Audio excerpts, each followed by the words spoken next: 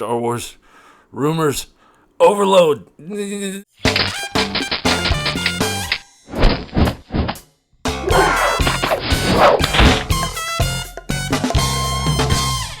And welcome back. This is the Comconocave. I am your host, the Comconocalst, and it's amazing what you can find over a 2-week period since I did the last Star Wars Episode 7 Rumors show. There's been a lot of stuff floating around the internet, so I'm going to just jump right in. First of all, the first bit of information doesn't deal with Episode 7. Not really. It's a standalone Obi-Wan Kenobi movie that Disney's wanting to put forth, which makes sense because both Ian McGregor and Liam Neeson both have showed interest in reprising their roles as Obi-Wan and Qui-Gon Jinn. If they do this, it's going to take place in between each of the chapters. They're going to do Star Wars Episode 7 and then 2 years later Episode 8. But in between that, they're going to do a standalone movie. Other movies that other possible plots with the standalone movies involve either Han Solo or Boba Fett. And at one point, they were even talking about following around a squadron of X-Wing fighters and doing a movie about that. I haven't heard anything about that one since I first read about it, but it doesn't mean that it's not still on the table. But that was just a little bit of information that I heard involving the standalone movie. Next, okay, Star Wars Episode 7. First of all, there has been rumors going around that Episode 7 is going to introduce some heirs from an aristocratic line. The only people that, or the only person that people have really put into this role as the heir, well, not the heir, but the patriarch, I guess you could say, is Count Dooku. Apparently he had some kids, and they're going to be involved in some sort of way in Episode 7. I don't know if they're going to be introduced, in person in Episode 7, or they're just going to be alluded to, and they're going to show them in Episode 8 or 9. But it's something that's supposed to be working its way into the storyline. Now, speaking of storylines, I've heard a couple of things on the internet, all of them involving really Luke Skywalker recently. They're saying that he hasn't really been missing for 30 years.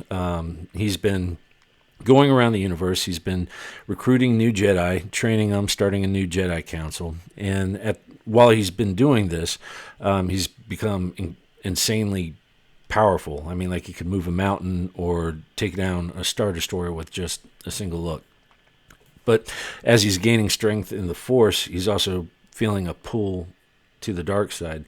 And one of the things they're alluding to is that Emperor Palpatine or another emperor, I don't know, self-proclaimed or what, is trying to get their grasp on him. Now, that kind of makes sense. I mean, if Palpatine's still around somehow after Episode 6, he's wanted Skywalker from the get-go, ever since Darth Vader's been, around. He wants his heirs.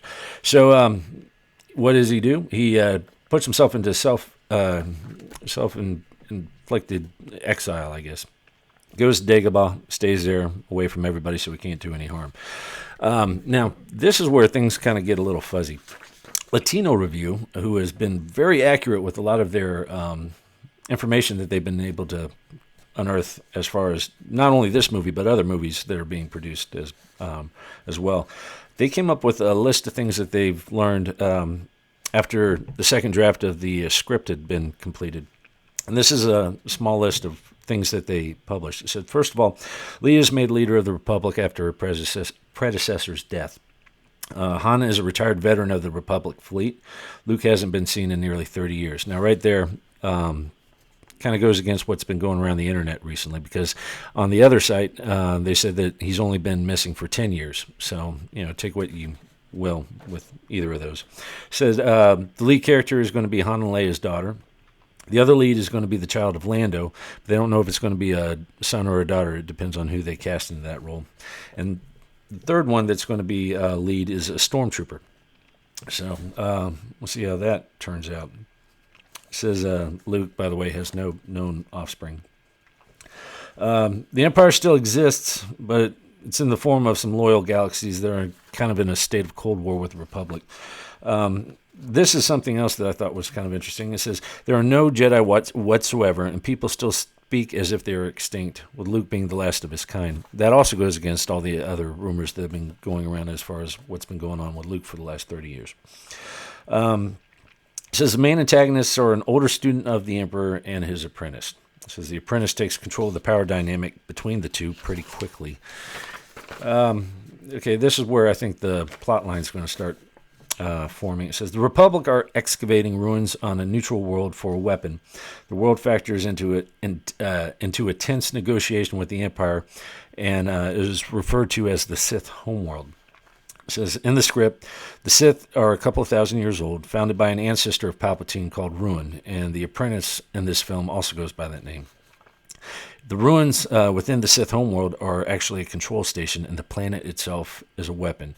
Finally, it says Luke saves the day at the end, but in a bad way, and he has changed. So a lot of these things that they listed kind of go against everything else that I've heard online. So, like I said, these are all rumors. Take what you will out of them. Believe what you want. Don't believe what you want. And the only thing I can tell you is just be excited when you watch it for the first time, because it's going to be really fun.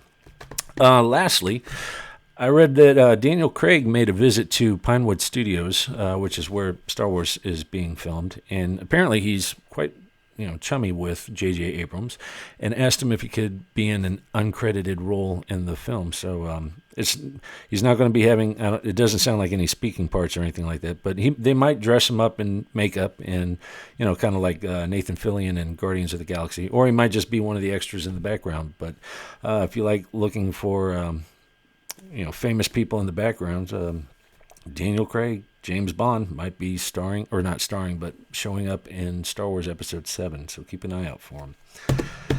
That's it. That's all I found out, but I think it's been enough over the last couple of weeks to fill up a show. So if you have any questions, you have any comments, you can reach me at comconocave@gmail.com. You can leave them in the comment section below, or you can reach me at Twitter at Comconocalst. And until next time, take it easy.